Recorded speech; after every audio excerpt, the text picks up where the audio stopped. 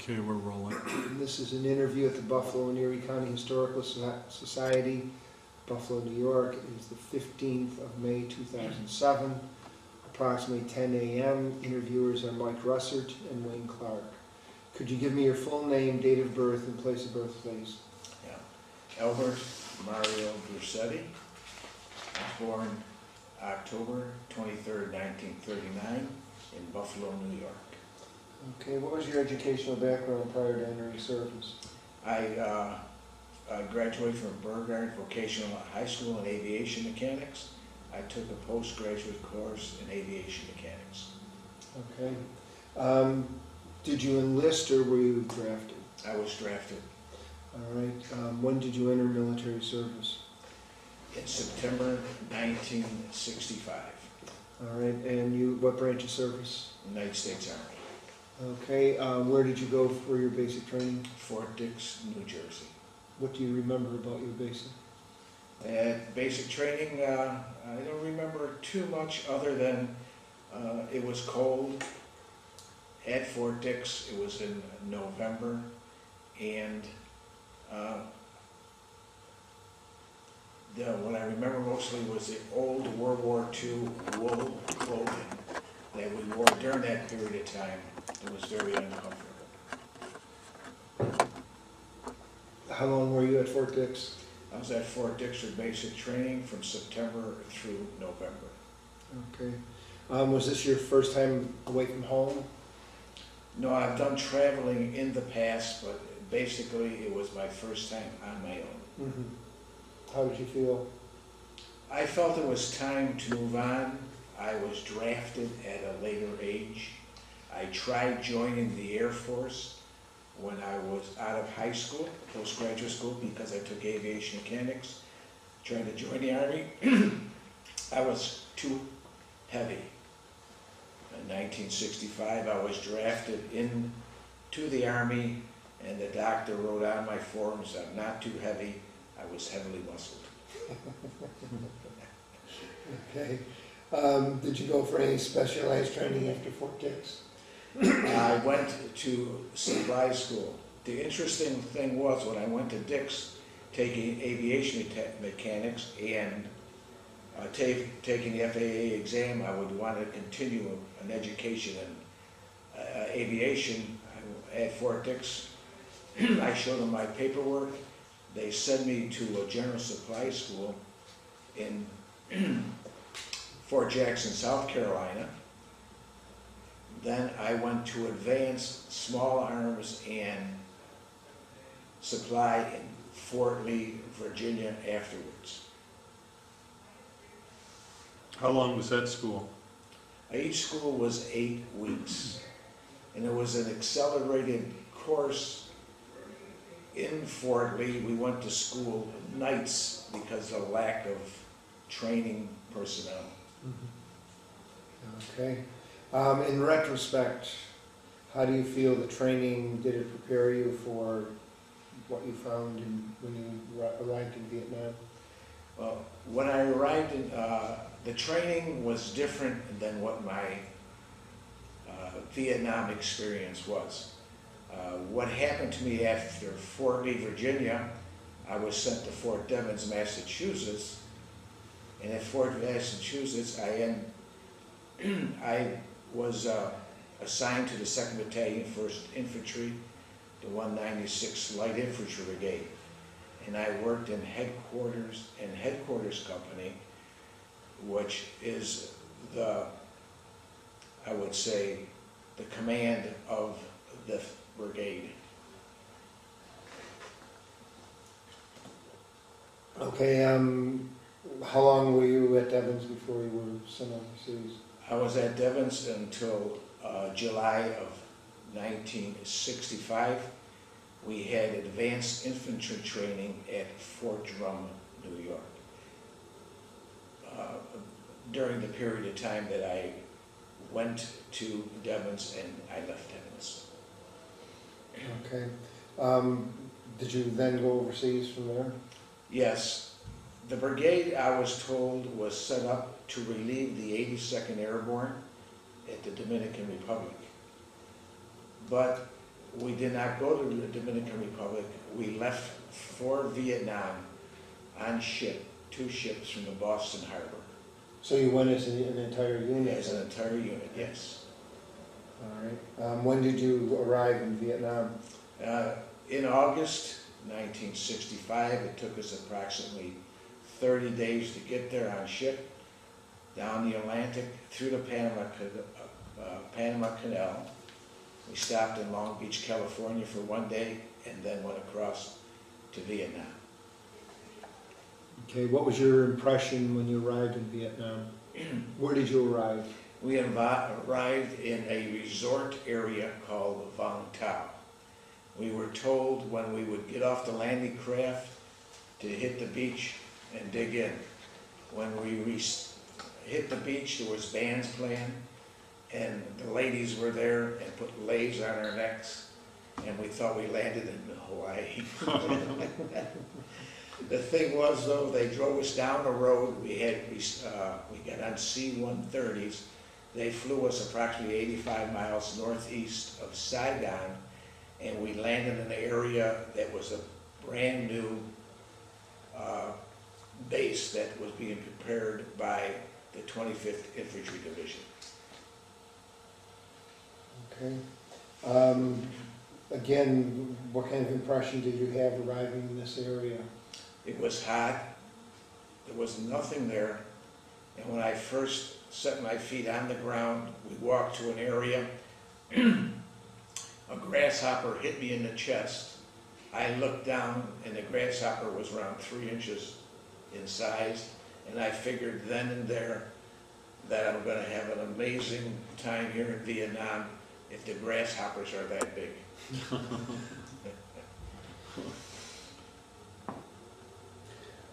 What were your duties when you arrived there? When we arrived in Vietnam, there was nothing there. We built the base camp. We had no utilities, no water. We had nothing. And for instance, when it rained, we took our clothes off, soaked ourselves up, and then waited for the rain to wash us off. So we started out with just tents, and then we started filling sandbags and sandbags. I was going to ask you that if you had to fill any sandbags. Yes. How long did it take you to establish the compound? It took approximately a month, and we came under fire the first night. There was a welcoming committee. It was nothing critical.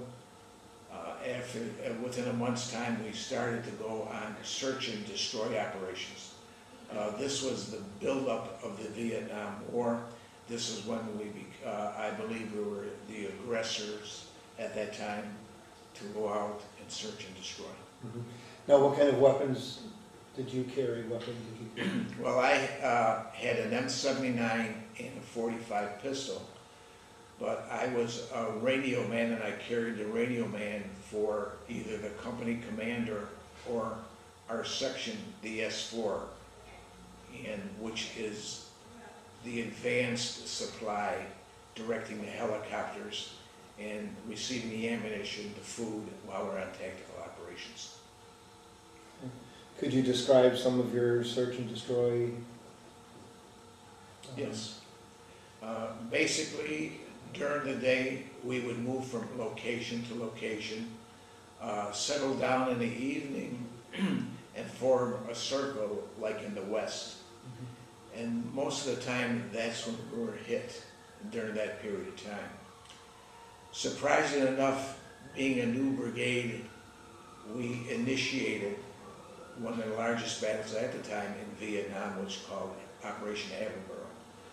We stumbled upon a regiment of North Vietnamese, and we discovered what they considered hooches, huts, full of rice, all types of supplies, enough for a regiment. We didn't know what we were getting into at that time. Now, when you were you hit with mortar fire or small arms fire? Basically, we were hit by small arms fire. Mhm. In the base camp, we were hit by mortars. What was it like in your first action? How did you feel personally? I always felt that I would make it through Vietnam. Being an older, being How 20, old were you? when I went to Vietnam, I was 26 years old. So you were being- the old man. I was the old man. Matter of fact, and a lot of the officers came to me, Uh-huh. and I've always was a radio man for our company commander. Surprisingly enough, a lot of the officers came right out of ROTC and joined our unit and went to Vietnam.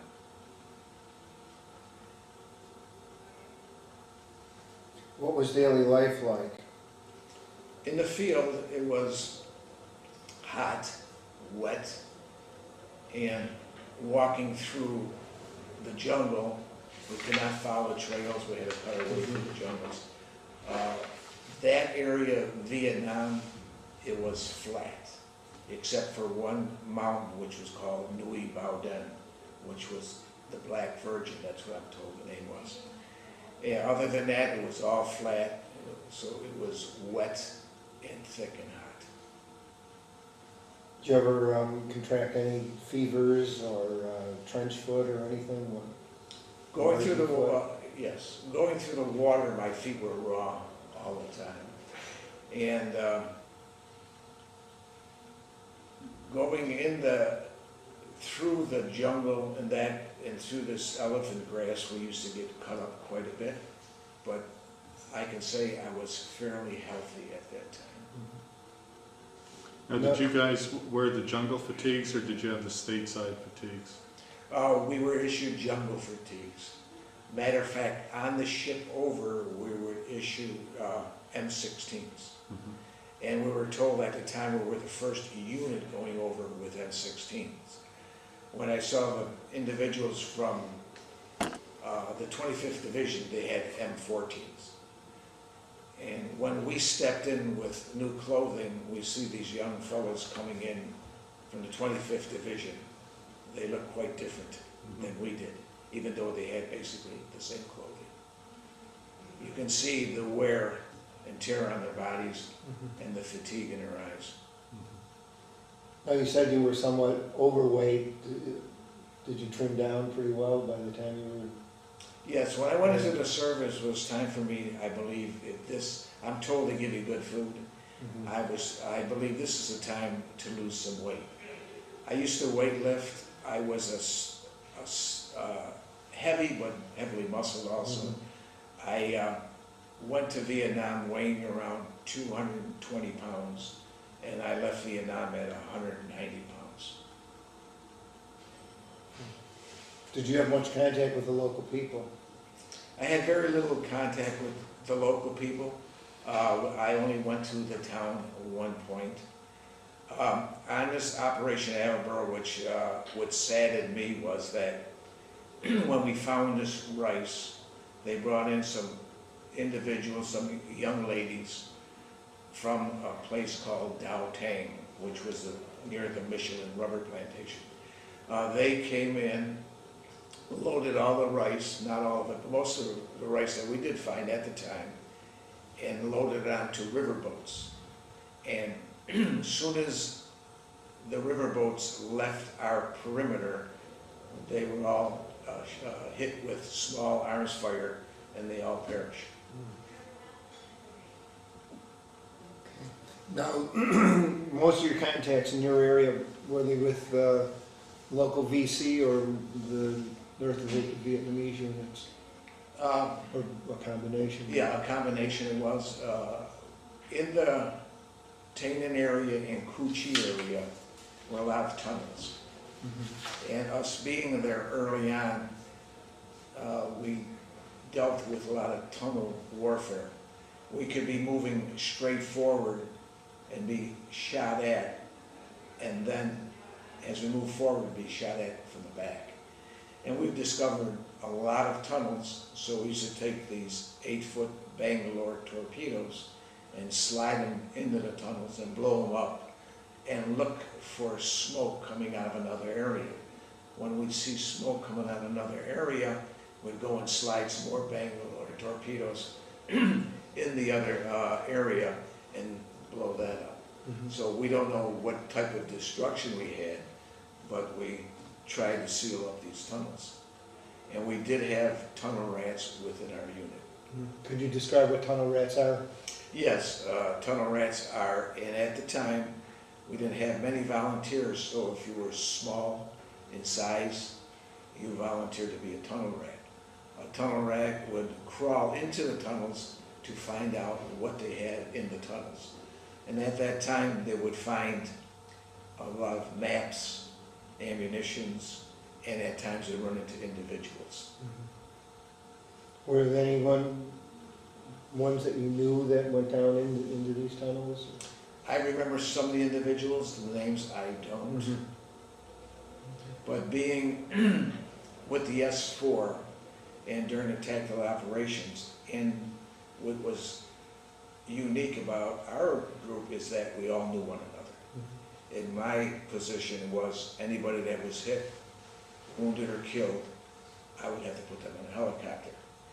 And before I went to Vietnam, I met up some of their families, so that was a difficult part.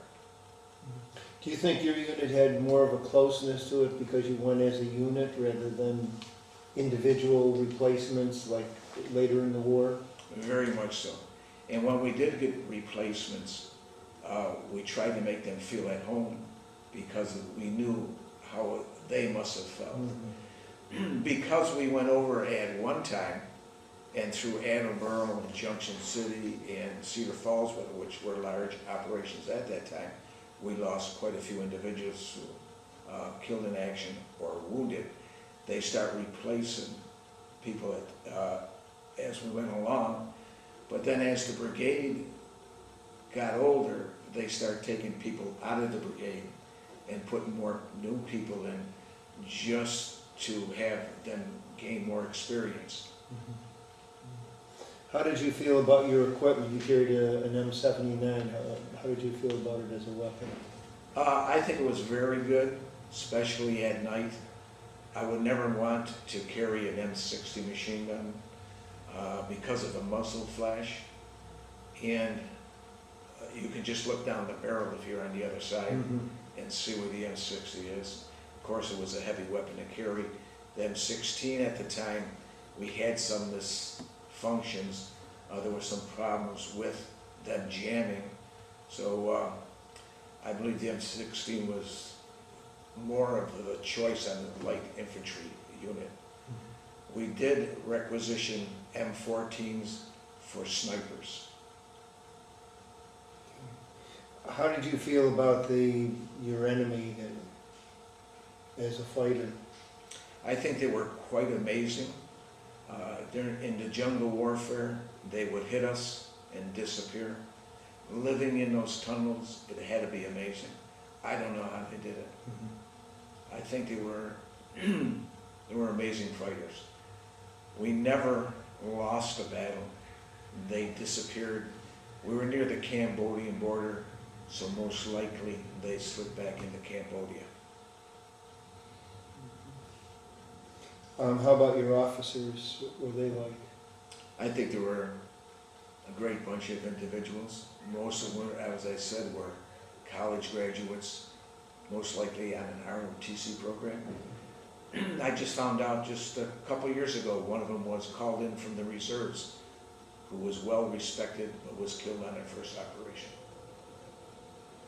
The higher ranking officers, and I would say from major up, were career military. But the second lieutenants and the lieutenants who were in the platoon leaders and the company commanders were lieutenants, and the platoon leaders, second lieutenants. Okay. What were some events there while you were in Vietnam that maybe affected you, or you recall more than other things? Or?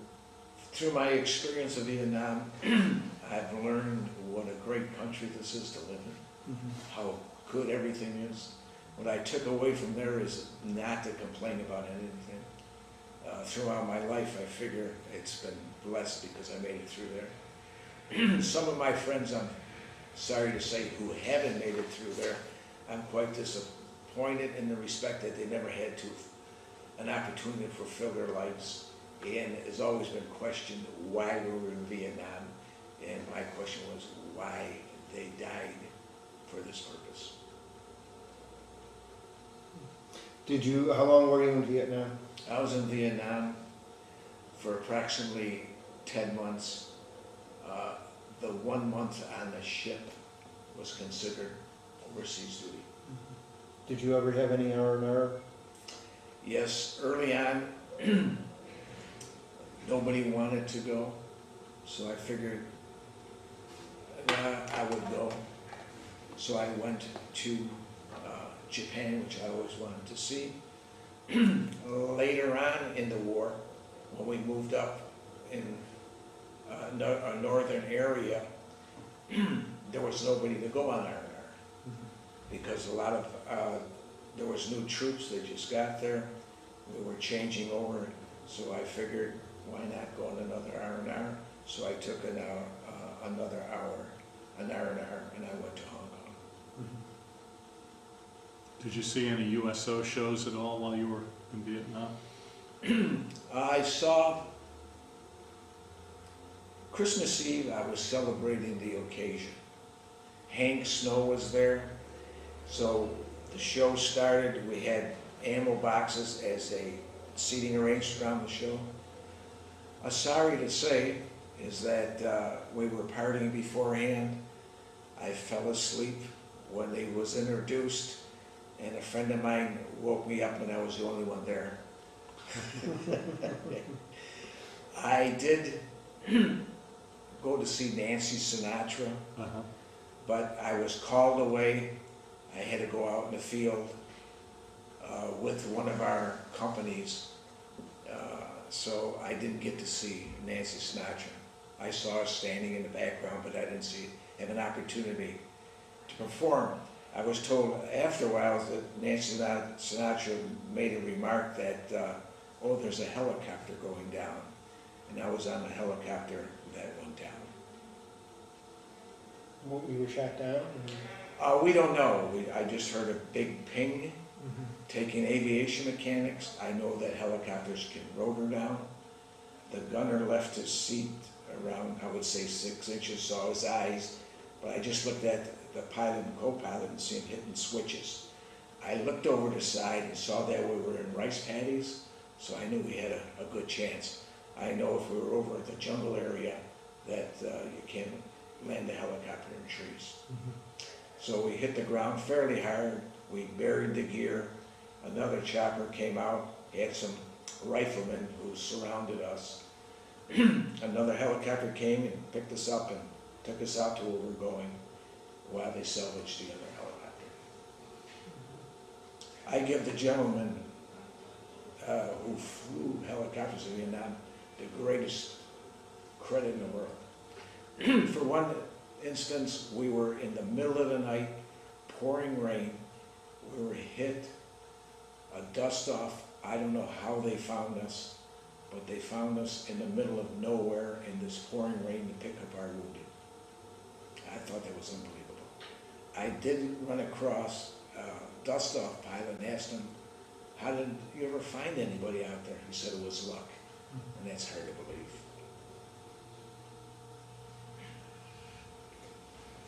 Now, when did you leave Vietnam then?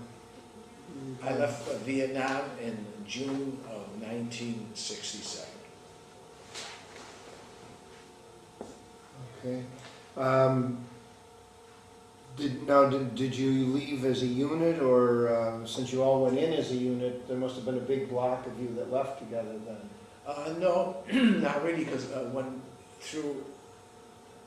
if you would ever look into any books, the 196th Light Infantry Brigade had more casualties than one or two of the divisions that were in Vietnam. through death and injury, when I left Vietnam, there wasn't a great amount of us in the same unit. They split us up. So when I came home alone. And I flew home. Okay. Now that was prior to any of the real war protests. Did you come home in uniform? I came home in uniform. I landed Travis Air Force Base early in the morning. I was headed back home the next early morning. When I was at the airports, there wasn't many people there. I wasn't aware of what was going on in the way of protests at that time. When I came back and went to my job, back to where I worked when I left, I seen a lot that did go on, and then I got active in the veteran service organizations. How did you feel about the protesters? I felt, not so much for them, I felt sorry for the individuals who were in the service and see this. I believe that anybody who left this country, who went to Canada, they had the right to do so, but I feel they shouldn't come back. I said, you go to Canada, you stay there, that's fine. If somebody joined the reserves, I think that's great. I had an opportunity to join the reserves, so I have no problem with anything in that respect. Again, I was drafted. I tried to join when I was younger, but I had no problem moving on with my life and serving my country. Did you, with your unit, were there any racial problems at all while you were in Vietnam? There was no racial problems in Vietnam. We talk about discrimination, and I understood at the time. I was on a road in a convoy, and our truck broke down. I was with another white fellow and two black gentlemen, who was a higher-ranking sergeant. They left a gun jeep with us with military police and went on with the convoy. A second convoy came by. They didn't have anything to tow the vehicle I was in, so the other gentleman said, no reason for us all dying, so the two black gentlemen left and left the two white guys. I understood that. Growing up as an Italian in Buffalo, my friend who was killed in Vietnam, we were good friends because we associated with the neighborhood and what we did in the neighborhood. Matter of fact, his father used to send us wine, Italian homemade wine in antifreeze bottles. We were the only ones who drank the wine, and we had Italian cookies. And he used to sing Italian songs. So I understand when you get into different situations, certain guys get together, certain people have things that they do together in the community, and you hang out together. The black individuals in Vietnam, they hung out together, but when we went to the field, there was no problems.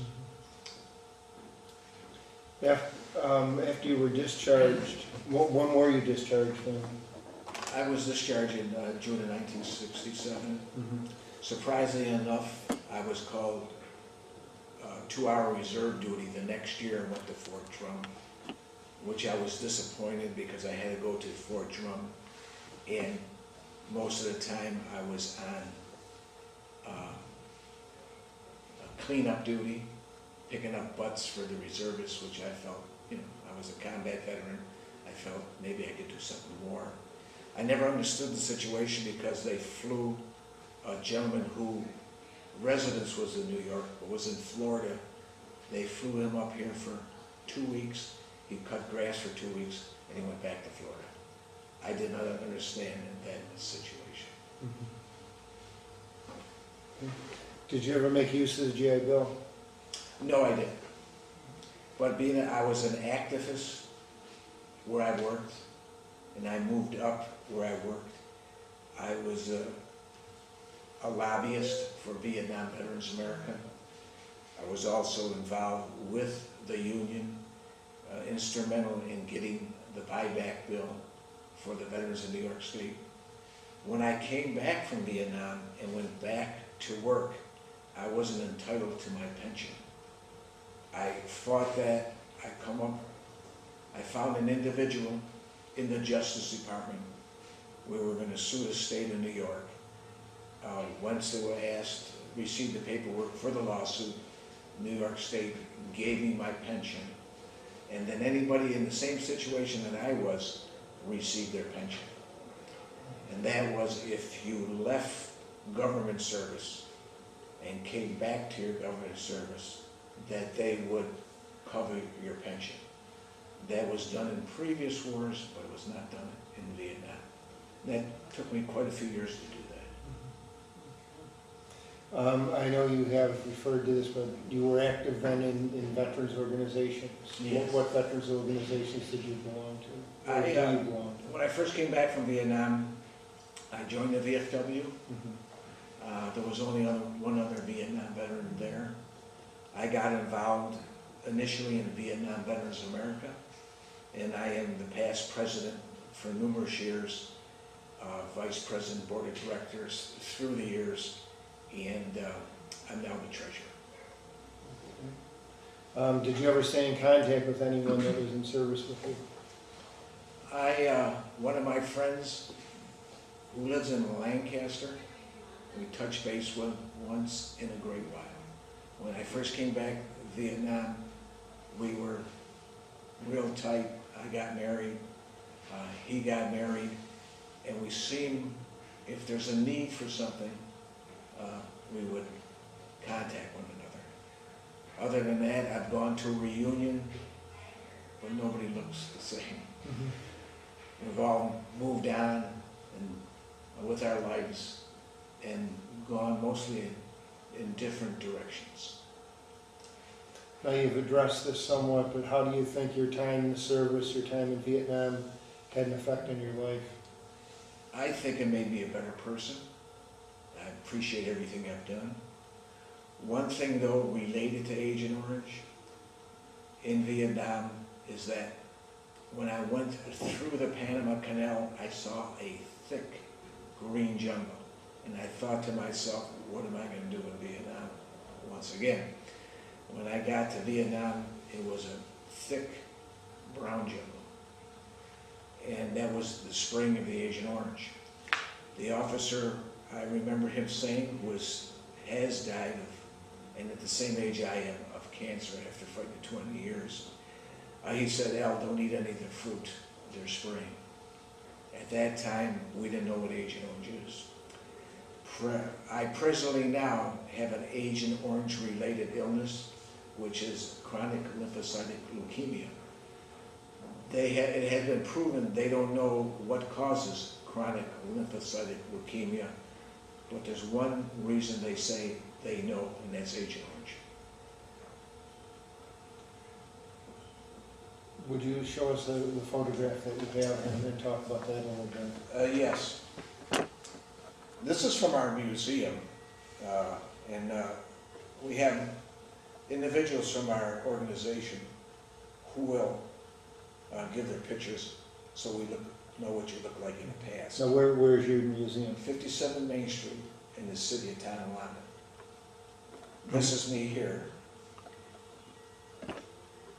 The man I mentioned in Lancaster is Jim Scheifler. He is here. My Italian friend who I mentioned is next to Jim here. He was killed in Vietnam, and he was from Buffalo, New York. His name is Sam Camerati. The other individuals, I remember Mark Painter, I believe was from the New York City area. The gentleman on the bottom here was shot while in a helicopter 3 times. I don't know what happened to him, but he's not on the wall in Washington. And my good friend Smerglio is up here, and he's from Connecticut. Now when I say a bunch of Italians getting together, you can see there's 3 of us, and also our friend Jim Schleifer. Now, where and when was that taken? Do you- This was taken, I would believe, maybe in October of 1966. Sam was killed in February of 1967. All right, well, thank you very much for your interview. Not a problem.